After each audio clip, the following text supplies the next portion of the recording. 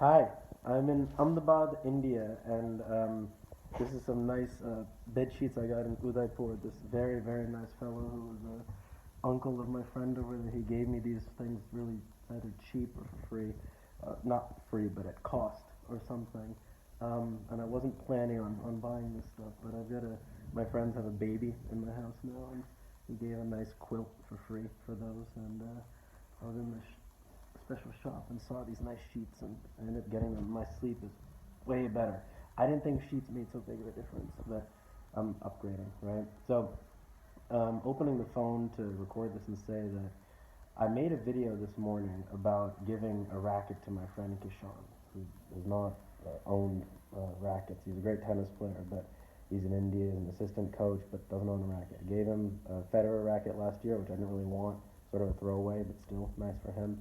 And I got him a very nice Pro Staff 6085 with Luxilon Big Banger original string. That's a really, really good string. It'll last him a long time. Federer uses Lux, right? With the Wilson Big W stenciled on it. And I gave it to him, and the joy is in the giving. And nothing. He said he really conveyed his thanks a lot. He says it's one of the happiest moments of his life. And as a great tennis player who appreciates this racket, I was just, he was connected with it, and I could tell from last year when he was asking me for me to give his mind to him, he was connected, right? Um, and everything he said to me, I really appreciated, and it was nice, right? But still, my real joy was in the giving. I planned this for months. I executed on it, and finally, I gave it to him, right? And just to see someone, I care about the cultivation of beauty, basically, right? So with this racket, which I know how good it is, I use it myself. In his hands, right? He plays like Federer, right?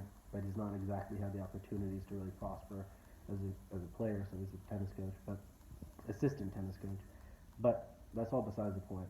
I'm opening this, video to say that um, I opened my YouTube for the first time in months to post this video about this racket thing, and I saw that my J Shaw channel had 50 subscribers, up from 44 or something last I checked.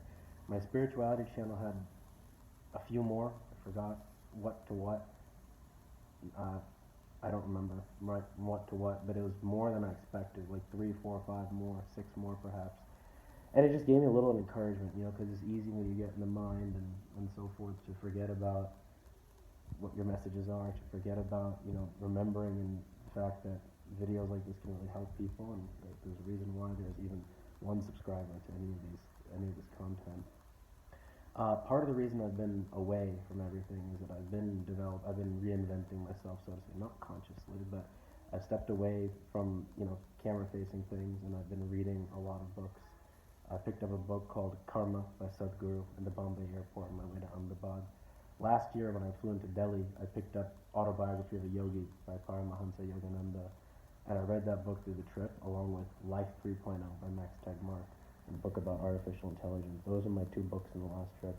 My books this trip are uh, Karma by Sadhguru, which is a good book. It's not at the level of sophistication of the Yogi book, but nonetheless, it's very good. Um, Spiritually Incorrect Enlightenment by Jed McKenna, and the Steve Jobs biography by Walter Isaacson. I've been reading that since in months prior, and all three of these books now I'm reading, and I want to finish them before I leave on March 1st. And excuse me, the way these books affect me, it changes me, right? It changes what I think about, what I talk about. Anything that you infuse into your identity, anything you let in, changes you. Because this idea of a fixed sort of identity is not exactly correct, right? Like you change as per the environment. You change. My skin color gets darker when I'm in a lot of sun, gets lighter when I'm not, right? My hair gets wet when there's water and dry when there's not, right? You change, right? Your self-images, your mental images change per the circumstances and as per the inputs. And so, through all this, I've been, just going very, very deeply internally. And many of the things that I've been experiencing are too profound to convey in words. Nonetheless, right? I see these nice subscribers on my channel, and if you're watching this or if you're subscribed, I appreciate it personally, and also I'm glad if I can provide you things along the way. And all these subscriptions and views and stuff do encourage me to keep doing what I'm doing. I've been at it on YouTube for more than 5 years now at this point, on and off through amazing people, my interview show, my Jay Shaw channel, the spirituality channel, Awakening with Spirituality. And Awakening with Spirituality started, it was all a dream, Biggie says in the song Juice or Juicy, right? And he's talking about how he came from nothing, now he's all rich and everything. And for spirituality, AWS, Awakening with Spirituality, it was all a dream in a way. I got given the power of now by my friend Grant in 2012, June, and I had my spiritual awakening. And then that fall, I talked a lot with my mom and my friend Grant and others about these topics at length, at depth. Got very much from a deeper lens into the Beatles, especially the later stuff on Revolver and the White Album. And in the fall, I started a club called Awakening to Spirituality. I did all this paperwork and all this stuff. I got a sponsor.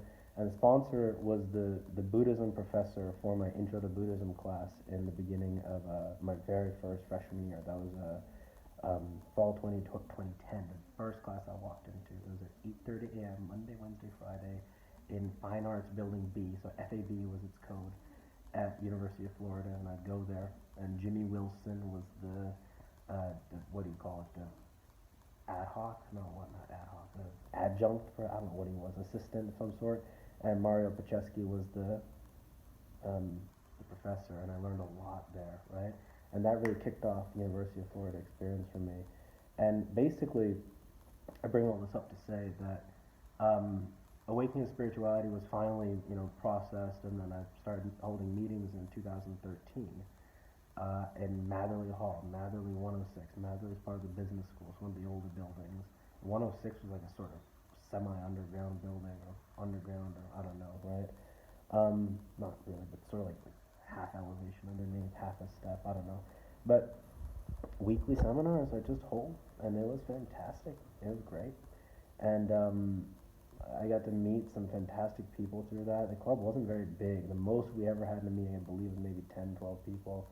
And that's when I invited Dr. Pacheski to come to talk about his experiences as a monk. But I would go and advertise for it.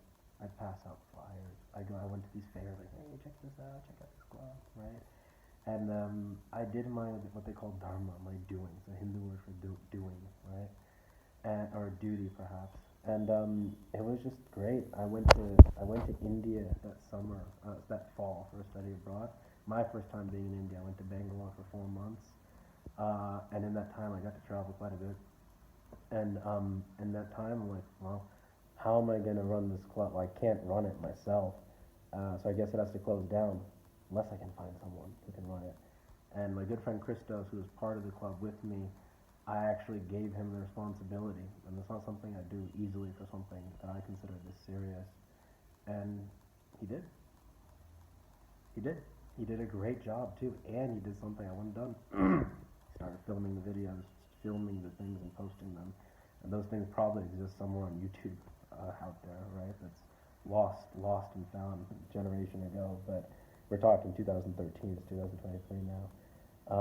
But that was the beginning, and in 2014 I came back and we actually co-ran the club together, which is fantastic. I tried to find a successor, and I asked one guy who wasn't exactly so fit to do it, and as it works out in these ways of connectivity and so forth, he said no. And basically the club just died. It probably is off of the rosters and everything now, I don't know, right? But that was the beginning, right? And then I did all sorts of things in the meanwhile, and then in 2020 I was going through some changes. I started studying Krishna quite a bit, the Hindu god, and I decided to start this. It's the same thing, right? Though it's a YouTube platform, though it's a channel, it's a little bit different. I decided to start it again, and I did it. I started it formally. I was wearing a suit and tie and speaking very formally about these formal topics, about the Gita, like let's talk about this about Jesus, or this about the Buddha, or whatever, right? And I kind of got lame after a while, and then I started getting more informal with it. Then I got uncomfortable with that because I'm like, am I being too informal? Am I being too personal on the camera? But with respect to being an artist, or with respect to doing what I'm doing, that informality, rather, that comfortability is actually a very important thing with this, so to give the best knowledge and the best fashion and so forth. And one video someone asked me to make, one of my friend's brothers was like, make a video about anxiety because I have anxiety. Okay. And make a video, I think, how to cope with anxiety. I posted it 2 years ago, top of 21 and end of 2020. And he says, I think he said it made him cry, right? So I have to remember this, and I have to remember and keep that faith within myself that these videos actually matter, that this is a real thing that I'm doing, that there are real people who are watching it and being affected. And this AWS, Awakening to Spirituality train is something that started, it was all a dream, started 10 years ago, literally. This time, 10 years ago, I was leading these meetings in Matherly, 106. And whether I'm posting videos or not, I'm learning. And I've read, there's this guy in this acting class I just did, and he has a line. His character is the village atheist, right? And I was a village atheist. I would out-argue everybody and da-da-da-da. But then I came to read the Upanishads and the teachings of Jesus. And I say to ye, immortality is not something given lightly. It only goes to those who strive for it. I love that. Right, and so I've been studying the Upanishads, I've been studying the teachings of Jesus, I've been studying the Buddha, I've been studying Eckhart Tolle. There's a guy named Leo Gura on Actualize.org. I've been watching his videos. I've been learning. Jed McKenna is another one, and also talking about allowing these things to come into me and living it. So the AWS training doesn't stop. It doesn't stop. It's as alive today as it was 10 years ago, despite a hiatus in the physical world, right? And the nice thing too is that I've started to really more and more understand the beauty of Apple products. I grew up with Windows. I grew up looking up to Bill Gates. My first cell phone was an Android, right? My first smartphone rather. And in 2017, I was in need of an upgrade of both.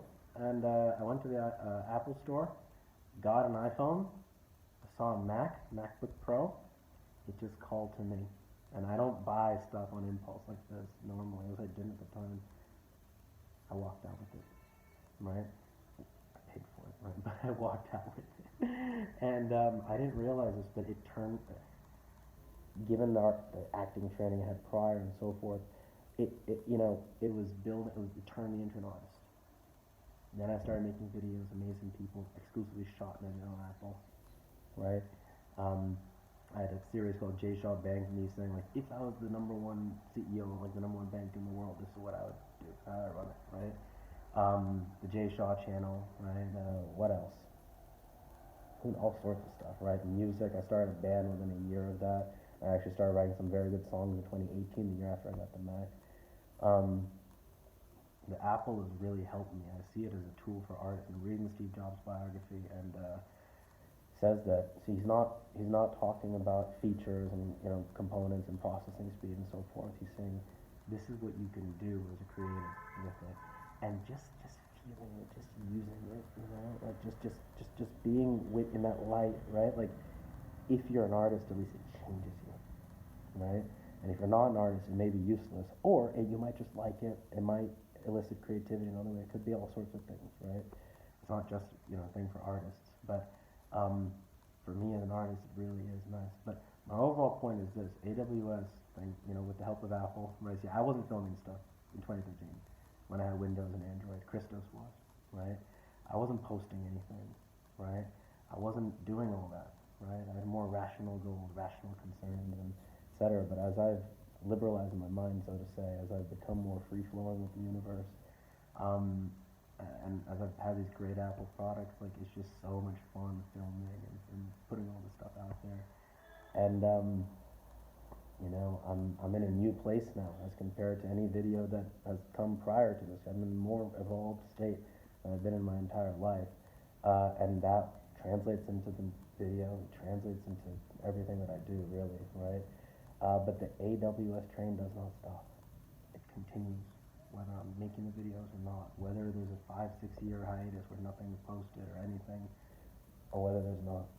It continues because I'm still studying, still learning, I'm still practicing. I'm still allowing these things to change me. I'm still living in accordance with the things that I learn, right? And these are things sourced from the gamut of things you can imagine. And each iteration, it's something new comes, be it something Indian, be it something Western, be it whatever, right? The influences continue, be it something Asian like Buddhism or Tao Te Ching, which I have and I haven't read it, right? Whatever it may be, right? And um, you know, if you're along for this ride, it's fantastic. I think we can make a group, maybe we can make a community of some sort, right? I don't have the aperture right now to make a website or start any of that myself. Although maybe if it's to happen, it'll arise somehow, either through me or someone else. That's how a lot of things end up happening in my life. When the time is ready, when this and then what's there outside are ready for something to move in a together fashion, there it works, there it is, right? But yeah, this is as it always is, nothing new about 2023, but it's a changing, evolving world, right? And whatever mentalities are feeding the people, whatever is within the consciousness of um, whoever is concerned, that's what populates everything you have in the world. You see, and I like with the giving a racket to Kishan, I care about beauty. That is a beautiful racket, and he plays tennis beautifully, and together they'll make beauty. See, like Sweeney Todd when he's this crazy barber, right? Johnny Depp plays him in the movie, but it's a play before that, and then he's a crazy barber, and he takes his knives and slits people's throats, right? But he views these knives as he's supposed to shave them, right? Just like this and kills them, right? But he views these things as beautiful pieces of his handicraft to make art with, right? And one of the great lines in Sweeney Todd, he's like, "These are my friends, see how they glisten, see this one shine, how he smiles in the light, my friend, my faithful friend." Right, and then as the thing crescendos out, it's this great dramatic moment. He's like, "At last, my arm is complete again." And my point is, this racket in the hands of a Kishan, it's game over. It's game over. That is the exact right net racket for him, and it's thin like a knife as well. And the slice, like you slice bread or slice a lime, slices are shot in tennis. His slices are gonna be so good with that, like a knife, right? Anyway, that's the beauty, right? And so my overall point here is that I've reoriented my life over the last 10 years since the spiritual awakening and so forth to be a person whose interest is in the cultivation of beauty, and that's what I do, and it's beautiful, really. And I have to work on myself, see where I've, neurosis in my mind, rigidities, walls, perhaps, right, that can block the flow of things that may be transpiring, and get over them, right, so I can make more beauty, right? So if you're watching this, right, that's the overall point of the channel, right, so that each listener can do the same with it themselves, right, because it is a changing world, but it's also, as any physical existence, is a difficult world. There's survival needs, there's financial needs, there's all sorts of things, right? There's psychological needs, spiritual needs, and the navigation of all these things is actually it's extremely difficult. Everybody has a different sort of opinion about how to go about it, and I'm just trying to point to what I feel to be the highest truths that can elicit greatness within the soul that lives in any person, and hopefully the soul that lives within the collective as well. There's this concept that there's only one of us. There's only one being split into many, right? What is the soul of that one?